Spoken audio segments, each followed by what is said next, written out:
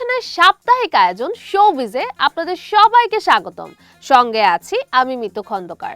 বিনোদনধর্মী এই অনুষ্ঠানে হলিউড, বলিউড ও ঢালিউডের তরতাজা সব খবরের সাথে থাকছে দেশ বিদেশের মিউজিক ইন্ডাস্ট্রির আপডেট, সেই সাথে রূপালী জগতের জনপ্রিয় তারকাদের নিয়ে বিশেষ আয়োজন। চলুন এক নজরে দেখে নেই কি কি থাকছে আজকের এই পর্বে। ভালো কাকু, ভালো কাকু। ওসিডি ট্রেলারে চমক জয়ার।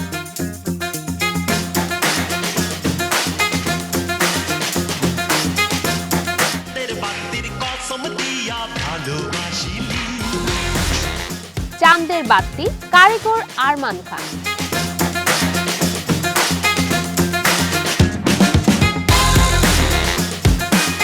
কার হাতে গেল গ্র্যামি অ্যাওয়ার্ড? সিটি লাইটস সিনেমার শেষ দৃশ্য ইতিহাসের সেরা।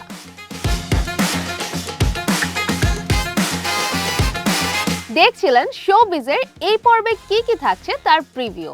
এবার চলে যাচ্ছি শোবিজের মূল আয়োজনে। অবশেষে অবসান হলো প্রতীক্ষার। 2023 সালে মুক্তিপ্রাপ্ত চলচ্চিত্রগুলোর মধ্যে থেকে সেরাদের নাম ঘোষণা করেছে তথ্য ও সম্প্রচার মন্ত্রণালয়। গত 29 জানুয়ারি 2026-এ এক প্রজ্ঞাপনের মাধ্যমে 28টি ক্যাটাগরিতে মোট 30 জন শিল্পী ও কুশলীকে জাতীয় চলচ্চিত্র পুরস্কারের জন্য চূড়ান্তভাবে মনোনীত করা হয়েছে। এবারে পুরস্কারের তালিকায় যেমন উঠে এসেছে নতুনদের দাপট, তেমনি প্রথিতযশা ব্যক্তিদের বিশেষ সম্মাননা। এবারের আসরে বছরের শ্রেষ্ঠ চলচ্চিত্র হিসেবে নির্বাচিত হয়েছে খন্দকার সুমন পরিচালিত সিনেমা সাতাও। প্রান্তিক মানুষের জীবনের গল্প নিয়ে নির্মিত এই সিনেমার জন্য খন্দকার সুমন শ্রেষ্ঠ চলচ্চিত্র পরিচালকের পুরস্কারও নিজের ঝুলিতে ভরেছেন। মুই নাকি আর কোনোদিন মা হবার বাবার নাও। বড় পর্দায় প্রথম চলচ্চিত্রে বাজিমাত করেছেন ছোট পর্দার জনপ্রিয় অভিনেতা আফরান নিশো। রায়হান রাফি পরিচালিত সুড়ঙ্গ সিনেমায় দুর্দান্ত অভিনয়ের জন্য তিনি ক্যারিয়ারের প্রথম জাতীয় চলচ্চিত্র পুরস্কার সেরা অভিনেতা জয় করেছেন। অন্যদিকে সাতাও সিনেমার জন্য শ্রেষ্ঠ অভিনেত্রীর পুরস্কার জিতে নিয়েছেন আইনুন পুতুল। পার্শ্ব চরিত্রে সেরা অভিনেতার পুরস্কার পেয়েছেন সুড়ঙ্গ থেকে মনির আহমেদ শাকিল এবং সেরা পার্শ্ব অভিনেত্রী হয়েছেন ওরা 7 জন থেকে নাজিয়া হক অর্ষা। খল চরিত্রে অ্যাডভেঞ্চার অফ সুন্দরবন থেকে আশিস খন্দকার এবং কৌতুক চরিত্রে সুড়ঙ্গ থেকে শহীদুজ্জামান সেলিম পুরস্কার পেয়ে তাদের শ্রেষ্ঠত্বের প্রমাণ দিয়েছেন। সঙ্গীত বিভাগীয় ছিল জনপ্রিয় গানের জয় জয়কার। অ্যাডভেঞ্চার অফ সুন্দরবনের জন্য সেরা সঙ্গীত পরিচালক হয়েছেন ইমন চৌধুরী। প্রিয়তমা সিনেমা সারা জাগানো গান ও প্রিয়তমায়ের জন্য বালাম সেরা গায়ক এবং সুড়ঙ্গ সিনেমার জন্য অবন্তী দেব সিথি সেরা গায়িকার পুরস্কার পেয়েছেন। একই সাথে ঈশ্বর গানের জন্য প্রিন্স মাহমুদ সেরা সুরকার এবং সোমেশ্বর অলি সেরা গীতিকার নির্বাচিত হয়েছেন।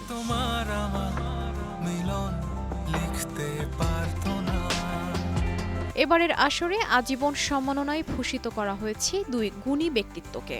যৌথভাবে এই সম্মাননা পাচ্ছেন প্রয়াত কিংবদন্তি চলচ্চিত্রকার তারেক মাসুদ এবং বরেণ্য চিত্রগ্রাহক ও নির্মাতা আব্দুল লতিফ বাচ্চু। পুরস্কার প্রাপ্তিতে আনন্দের জোয়ার বইছে চলচ্চিত্র পাড়ায়। বিশেষ করে নিশোর প্রথম সিনেমাতে এমন সাফল্য ভক্তদের মধ্যে ব্যাপক উদ্দীপনা তৈরি করেছে। জাতীয় স্বীকৃতি বাংলাদেশের চলচ্চিত্র শিল্পকে আরও বেগবান করবে বলেই ধারণা করা হচ্ছে।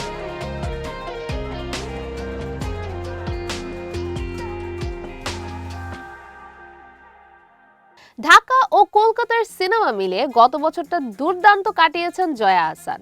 নতুন বছরটা যে তার ভালো কাটতে পারে মিলল সেই আভাসও।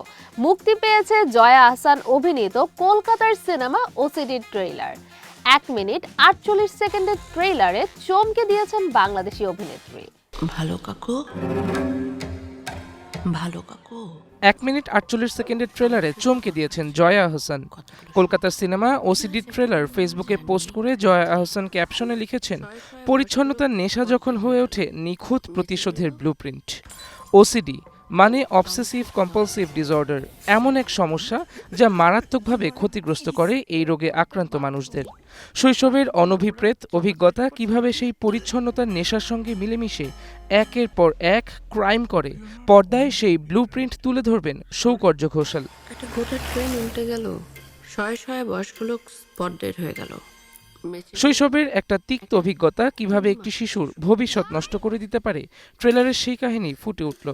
শৈশবের কোনো খারাপ অভিজ্ঞতা যখন লিঙ্গ নির্বিশেষে কোনো শিশুকে সারা জীবন বয়ে বেড়াতে হয়, তখন আগামী দিনে সেটা তাকে কতটা ভয়ানক প্রতিশোধ স্পৃহ করে তোলে, কিংবা একজন মানুষের অপরাধ প্রবণতার জন্ম দেয়। জয়া হোসেন অভিনীত সিনেমার ঝলকে সেই বাস্তবতাই ফুটে উঠল পরতে পরতে। যতক্ষণ দেহে আছে প্রাণ। শিশু নির্যাতনের দীর্ঘমেয়াদী মানসিক প্রভাবকে কেন্দ্র করেই ওসিডির গল্প এগিয়েছে। এক নির্যাতিত শিশুর দৃষ্টিভঙ্গি থেকে সিনেমার গল্প সাজিয়েছেন পরিচালক সৌকর্য ঘোষাল। ছবিতে শ্বেতা নামে এক চিকিৎসকের ভূমিকায় রয়েছেন জয়া হোসেন। অতীতের ধূসর ছায়া যার জীবন জুড়ে, আর মনে জমে থাকা সেই কালো মেঘ তাকে তাড়া করে বেড়ায় সবসময়। সে তার সেই অতীত সম্পর্কে আচমকাই এক রোগী জেনে যাওয়ায় তাকে চরম পরিণতি ভোগ করতে হয়। আশেপাশে থাকা তার বিরুদ্ধাচরণ করা প্রত্যেক মানুষের প্রতি সে তার বিতৃষ্ণা জন্মায়। এহেন সে তার কি পরিণতি হয়? সাইকোলজিক্যাল থ্রিলার ওসিডি ছবিতে সেই গল্পই ফুটে উঠবে। আমার শুধু দরকার ছিল কতগুলো সূত্র। আগামী 6 ফেব্রুয়ারি মুক্তি পাচ্ছে ওসিডি। এই সিনেমার হাত ধরেই ছোট পর্দার ভূতু ওরফে আরশিয়া মুখোপাধ্যায় বড় পর্দায় পা রাখতে চলেছে।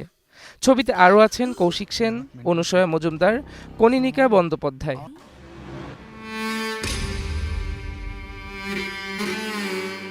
ব্যস্ত এই শহরের ঝলমলে মঞ্চে নিয়মিত নতুন গানের ঘোষণায় তাকে দেখা যায় না বহুদিন। তবে নান্টু ঘটক নামটা উচ্চারিত হলেই শ্রোতার কানে ভেসে আসে সেই চেনা লাইন, পোলা তো নয় যেন আগুনেরই গোলা। এক সময় যে গান ছাড়া কোনো মঞ্চই কল্পনা করা যেত না, সেই সুপারহিট গানের গীতিকার ও সুরকার সঙ্গীত পরিচালক আরমান খান। সময়ের আলো থেকে খানিকটা দূরে থাকলেও তার তৈরি গানগুলো কিন্তু আজও মানুষের স্মৃতিতে সমান তাজা। প্রমিথিউস ব্যান্ডের বিপ্লবের কণ্ঠে চাঁদের বাতির কসম দিয়া আর্ক ব্যান্ডের হাসানের গাওয়া শীত নয় গ্রীষ্ম নয় এসেছে বসন্ত, লাল বন্ধু নীল বন্ধু এসব গানের সুর ও সঙ্গীতায়োজন ছিল আরমান খানের। তখন গানগুলো ছিল সময়ের ভাষা। হাটে মাঠে ঘাটে বাসে কিংবা চায়ের দোকানে সারাক্ষণই বাজত তার সুর করা গান। একসময় সে ব্যস্ত সঙ্গীত স্রষ্টা আজ কোথায়, কেমন আছেন? 90-এর দশকের শেষ ভাগ বাংলা গানের বাজার ছিল পুরোপুরি অডিও অ্যালবাম নির্ভর। ক্যাসেট আর সিডির সেই সময়টা ছিল সঙ্গীত শিল্পীদের জন্য স্বর্ণকাল। ঠিক সেই সময়ে আরমান খান হয়ে ওঠেন দেশের সবচেয়ে ব্যস্ত সঙ্গীত পরিচালকদের একজন। প্রায় প্রতিদিনই তার স্টুডিওতে লেগে থাকত কাজের ভিড়। সকাল থেকে গভীর রাত পর্যন্ত একের পর এক রিহার্সাল, রেকর্ডিং আর সুর তৈরির মধ্যেই কাটত দিন। অ্যালবাম, একক গান, নাটকের গান, আবহ সঙ্গীত সব মিলে স্টুডিও ছিল তার ঘরবাড়ি। 2002 থেকে 2005 মাত্র 3 বছরে তিনি প্রায় 23টি অডিও অ্যালবাম সম্পন্ন করেন। সে সময় বাংলাদেশের প্রায় সব জনপ্রিয় শিল্পীর সঙ্গেই তার কাজ হয়েছে। এই অস্বাভাবিক ব্যস্ততা তাকে জনপ্রিয়তার শীর্ষে নিয়ে গিয়েছিল। একই সময় নাটকের চাহিদা দ্রুত বাড়তে থাকে। একের পর এক নতুন টেলিভিশন চ্যানেল চালু হয়, নাট্য প্রযোজনাও বেড়ে যায় কয়েক গুণ। পরিচালকেরা নিয়মিত ভিড় করতে শুরু করেন আরমান খানের স্টুডিওতে। নাট্যকার আব্দুল্লাহ আল মামুনের লেখা বাংলাদেশের প্রথম প্রতিদিনের ধারাবাহিক নাটক জোয়ার ভাটা দিয়ে শুরু হয় তার নাটকের আবহ সঙ্গীতের যাত্রা। এরপর আর পেছনে তাকাতে হয়নি। ধারাবাহিক নাটক থেকে শুরু করে একক নাটক, সব ক্ষেত্রে তার সুর ও সঙ্গীতায়োজন হয়ে ওঠে আলাদা করে চেনা। পরবর্তী সময়ে 12 শতাধিক নাটকের আবহ সঙ্গীত করেন আরমান খান। সাফল্যের ভিড়ে আরমান খান দেখেন মঞ্চে গান করা শিল্পীরা ভালো পারিশ্রমিক পাচ্ছেন, অথচ যারা গান লেখেন, যন্ত্র বাজান তাদের সম্মানই খুবই কম। একটি গান লিখে একজন গীতিকার পেতেন মাত্র 2,500 থেকে 3,000 টাকা কিংবা আরও কম। যন্ত্রশিল্পীদের অবস্থাও খুব একটা ভালো ছিল না। অডিও ক্যাসেটের প্রচলিত বাজারে কলাকুশলীদের নাম ও ছবি থাকত খুব ছোট করে। এরপর এলো সিডির যুগ। নতুন বাস্তবতা হিসেবে দেখা দিল পাইরেসি। সঙ্গীতের অর্থনৈতিক কাঠামো দ্রুত ভেঙে পড়তে শুরু করলো। এই পরিস্থিতিতে তিনি সরে দাঁড়ানোর সিদ্ধান্ত নেন। সঙ্গীত থেকে দূরে গিয়ে আরমান খান সঙ্গীতকে দেখেছেন ভিন্ন চোখে। এই দূরত্বই তাকে ভাবতে শিখিয়েছে নতুন কিছু করার কথা। করোনা মহামারীর সময় কিছুটা অবসর পেয়ে শুরু করেন YouTube channel best and great. এই চ্যানেলে তিনি তুলে ধরেছেন বাংলাদেশের স্বাধীনতার পর সঙ্গীতাঙ্গন গড়ে তোলা মানুষগুলোর গল্প। 70 ও 80-র দশকের জনপ্রিয় গানগুলোর জন্মকথা নিয়ে তিনি আড্ডা দেন সঙ্গীতাঙ্গনের প্রবীণদের সঙ্গে। সে আড্ডায় শোনা যায় গানও। পুরোপুরি সঙ্গীত ছেড়ে দেননি আরমান খান, নিজের মতো করে নিজের গতিতে কাজ করছেন। 2021 সালে প্রকাশ করেন বন্ধু শিরোনামের গান। গানটির কথা, সুর, সঙ্গীতায়োজন ও কণ্ঠ সবই তার। প্রয়াত আয়ুব বাচ্চুর প্রয়াণ দিবসে তাকে স্মরণ করে প্রকাশ করেন আসা যাওয়া। গানটির কথা লিখেছেন বাপ্পি খান। সুর ও সঙ্গীত করার পাশাপাশি গানটিতে কণ্ঠ দেন আরমান খান। বাংলা পপ গানের কিংবদন্তি আজম খানের স্মরণে তৈরি করেন গুরুরে। চাচার গাওয়া 10টি জনপ্রিয় গানের কথা অবলম্বনে তৈরি এই গান ছিল শ্রদ্ধা, ভালোবাসা ও উত্তরাধিকার বহনের এক অনন্য প্রয়াস।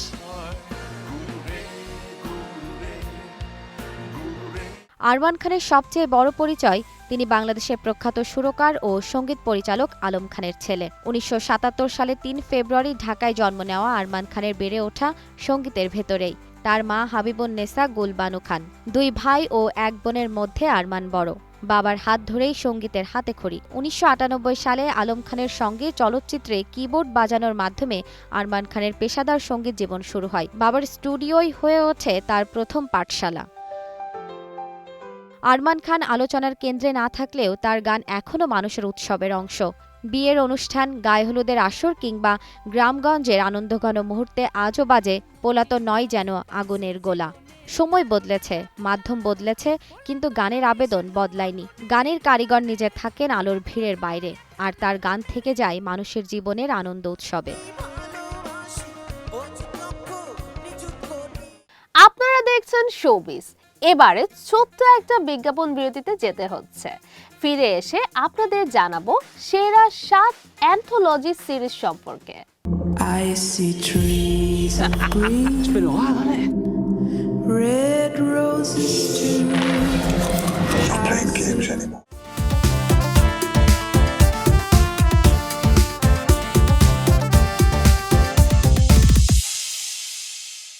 গ্রিন টেলিভিশনের সাপ্তাহিক আয়োজন শোবিজে আবারও স্বাগত জানাচ্ছি।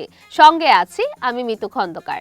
টেলিভিশন ও স্ট্রিমিং এর জগতে অ্যান্থোলজি এই সিরিজগুলো আলাদা আকর্ষণ তৈরি করে। প্রতিটি পর্ব, গল্প, নতুন চরিত্র আর ভিন্ন ভিন্ন ভাবনা, এই স্বাধীন কাঠামোগুলোর কারণেই অ্যান্থোলজি সিরিজ দর্শকের কাছে হয়ে ওঠে অসাধারণ। প্রতিটি পর্বই নিজ জায়গায় পূর্ণাঙ্গ, শক্তিশালী ও মনের দাগ কাটার মতো। সম্প্রতি স্ক্রিন রেন্ট অ্যান্থোলজি সিরিজের একটি আলাদা তালিকা তৈরি করে।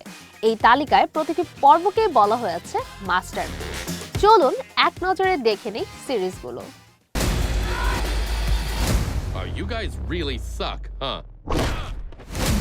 তালিকায় শীর্ষে রয়েছে দ্য বয়েজ ফ্র্যাঞ্চাইজের সিরিজ দ্য বয়েজ প্রেজেন্টস ডায়াবলিক্যাল।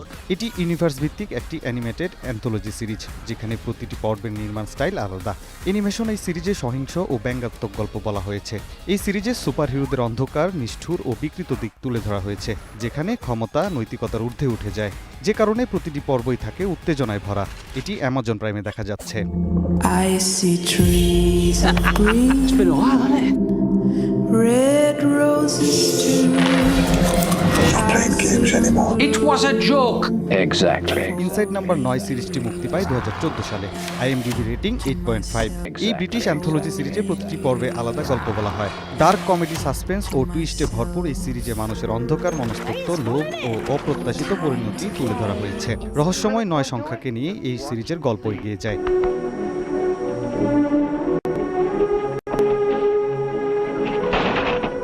1955 থেকে 1962 সাল পর্যন্ত তুমুল আলোচনা তৈরি করেছিল Alfred Hitchcock presents TV series.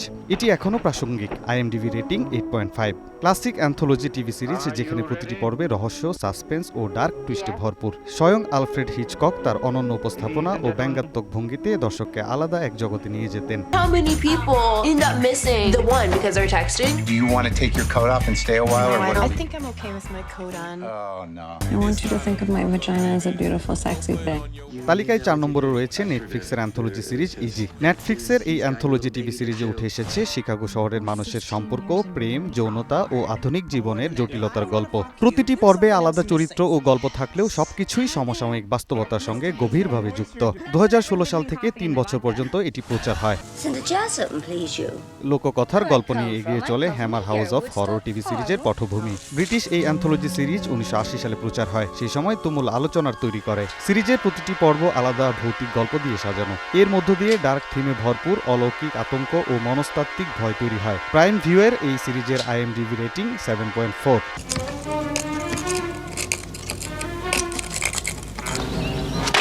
HBO-এর আলোচিত সিরিজ দ্য হোয়াইট লোটাস এই তালিকায় 6 নম্বরে রয়েছে।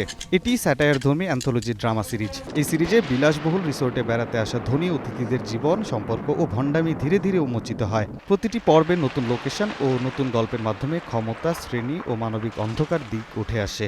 8 রেটিংয়ের এই সিরিজ 2021 সাল থেকে নিয়মিত প্রচার হচ্ছে।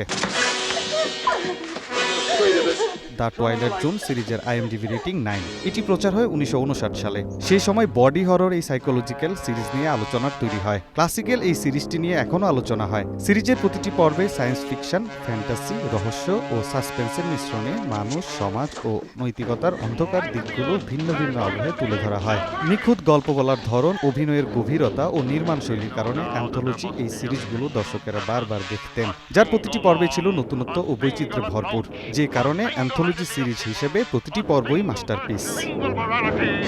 সঙ্গীতের অস্কার খ্যাত গ্র্যামি অ্যাওয়ার্ডস নিয়ে বরাবরই তুঙ্গে থাকে দর্শকের কৌতূহল। চলুন জেনে নেই লস অ্যাঞ্জেলসের জমকালো আয়োজনে এবার কার হাতে গেল কতটি গ্র্যামোফোন। রিয়েন্সের রেকর্ড না বিলি আইলিশের ম্যাজিক? এবার গ্র্যামিতে এগিয়ে ছিল কে? Billie Eilish, wow. That is a Grammy that every artist wants. সঙ্গীতের দুনিয়ায় সবচেয়ে মর্যাদাপূর্ণ পুরস্কার গ্র্যামি অ্যাওয়ার্ডস। যুক্তরাষ্ট্রের লস অ্যাঞ্জেলেসে crypto.com অ্যারেনাতে 1 ফেব্রুয়ারি বসেছিল সঙ্গীতের সবচেয়ে মর্যাদাপূর্ণ এই পুরস্কারের 68তম আসর। ট্রেভর নোয়ার ষষ্ঠ এবং শেষবারের মতো সঞ্চালনায় তারার মেলায় মুখরিত ছিল এই আয়োজন। এবারের আসরটি ছিল মূলত কেন্ড্রিক লামারের ইতিহাস গড়ার এবং বিলি আইলিশের অনন্য অর্জনের গল্প। I love you so much. I feel so honored every time I get to be in this room.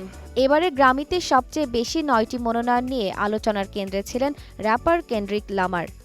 দিন শেষে তিনি 5টি ট্রফি জিতে বাজিমাত করেছেন।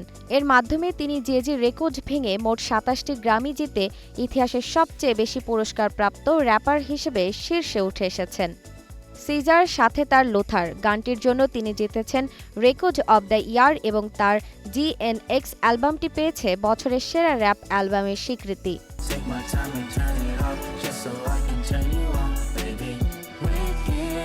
এবারের আসরের বড় চমক দেখিয়েছেন তরুণ তুর্কি বিলি আইলিশ। তার ওয়াইল্ড ফ্লাওয়ার গানের জন্য তিনি জিতেছেন বছরের সেরা গান বা সং অব দ্য ইয়ার পুরস্কার। এর মাধ্যমে তিনি এবং তার ভাই ফিনিয়াস ইতিহাসের প্রথম শিল্পী হিসেবে 3বার এই বিভাগে পুরস্কার জয়ের রেকর্ড গড়লেন।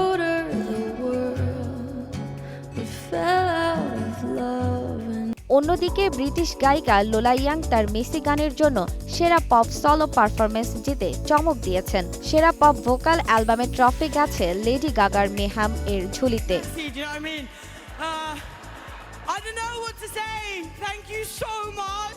ল্যাটিন মিউজিকের আধিপত্য ধরে রেখে অ্যালবাম অব দ্য ইয়ার হয়েছে ব্যাড বানির ডেবি তিয়ার মাস ফোটোস। আর এবছরের শ্রেষ্ঠ নতুন শিল্পী বা বেস্ট নিউ আর্টিস্ট নির্বাচিত হয়েছেন অলিভিয়া ডিন। ল্যাটিন মিউজিকের আধিপত্য ধরে রেখে ব্যাড বানির Debi Tirar Mas Fotos album of the year সম্মানজনক পুরস্কারটি জিতেছে, যা প্রথম কোনো স্প্যানিশ ভাষার অ্যালবাম হিসেবে এই ইতিহাস গড়ল। এছাড়াও কে পপ ডেমন হান্টার্স এর গোল্ডেন গানটি সেরা ভিজুয়াল মিডিয়া গানের পুরস্কার জিতে ইতিহাসের প্রথম কে পপ গান হিসেবে গ্র্যামি জয়ের রেকর্ড গড়েছে। পুরস্কার বিতরণের পাশাপাশি মঞ্চে গানে গানে মুগ্ধ করেছেন রোজে ও ব্রুনো মার্স। তাদের হিট গান এপিটি দিয়ে সাব্রিনা কার্পেন্টার, জাস্টিন বিবার এবং লেডি গাগার মতো তারকারা। 95টি বিভাগে দেওয়া এই পুরস্কার সঙ্গীতের বৈচিত্র্যকে আবারও বিশ্বের দরবারে তুলে ধরেছে। সঙ্গীতের মহোৎসবে ছিল বৈচিত্র্যের ছোঁয়া। আফ্রোবিট থেকে শুরু করে গ্লোবাল মিউজিক বিভাগগুলোতেও এসেছে নতুন সব চমক। সব মিলিয়ে ৬৮তম গ্র্যামি অ্যাওয়ার্ডস ছিল কেবল শ্রেষ্ঠত্বের স্বীকৃতি নয়, বরং সঙ্গীতের বৈশ্বিক পরিবর্তনের এক প্রতিচ্ছবি। এই সুরের মায়াজালে মুগ্ধ হয়ে থাকলো পুরো বিশ্ব, যা আগামী ১ বছরের জন্য মিউজিক চার্টে তৈরি করে দিল নতুন মানদণ্ড। ৯৫ বছর পেরিয়ে গেছে, তবুও চার্লি চ্যাপলিনের নির্বাক কমেডি সিনেমা সিটি লাইটসের আবেদন এতটুকু কমেনি। ১৯৩১ সালে মুক্তি পাওয়া এই সিনেমাকে আজও বিশ্বের অন্যতম সেরা চলচ্চিত্র হিসেবে গণ্য করা হয়। আর এই সম্মানের পেছনে সবচেয়ে বড় ভূমিকা রেখেছে সিনেমার সেই জাদুকরী শেষ মুহূর্তটি।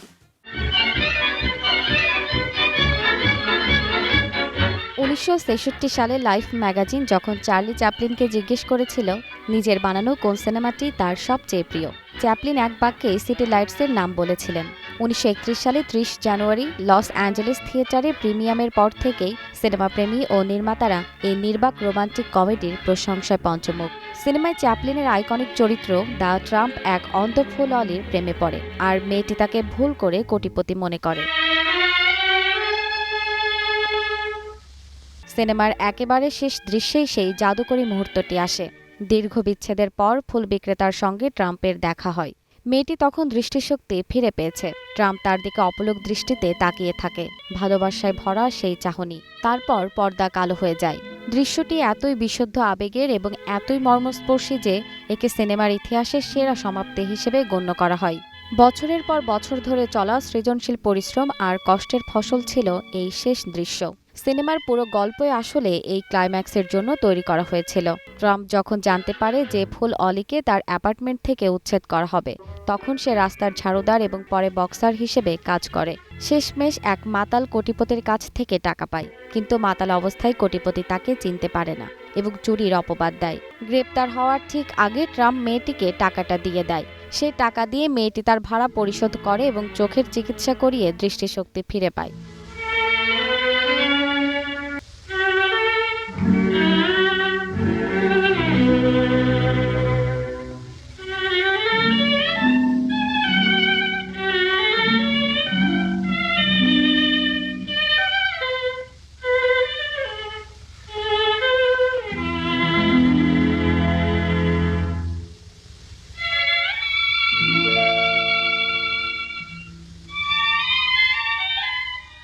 তবে চ্যাপলিন ও চেরিলের অনবদ্য অভিনয় ছাড়া এই দৃশ্যটি কখনোই এমন উচ্চতায় পৌঁছাতো না। মজার ব্যাপার হলো সিটি লাইটস ছিল চেরিলের প্রথম সিনেমা।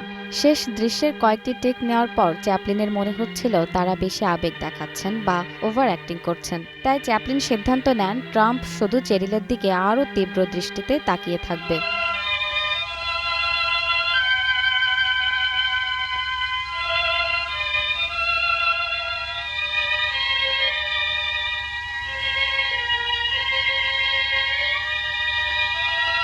এটি ছিল চ্যাপলিনের সবচেয়ে ব্যয়বহুল সিনেমা। খরচ ছিল $15 লাখ। চ্যাপলিন এতটাই নিখুঁত হতে চেয়েছিলেন যে প্রি প্রোডাকশনে 1 বছর সময় দেন। শুটিং চলে ১৯৩০ সালের সেপ্টেম্বর পর্যন্ত। ট্রাম্প ও ফুল অলির প্রথম সাক্ষাতের দৃশ্যটি চ্যাপলিনকে এতটাই ভুগিয়েছিল যে একটি দৃশ্যের জন্য সবচেয়ে বেশি রিটেক নেওয়ার গিনেস ওয়ার্ল্ড রেকর্ড আজও এটির দখলে। দৃশ্যটি তিনি ৩৪২ বার শুট করেছিলেন। চ্যাপলিনের এই হাড় ভাঙা খাটুনি বিফলে যায়নি। বক্স অফিসে বাজেটের 3 গুণ আয় করে সিনেমাটি। সিটি লাইটসের শক্তি ও কাব্যিকতা তার শেষ দৃশ্যেই সবচেয়ে ভালো ফুটে উঠেছে।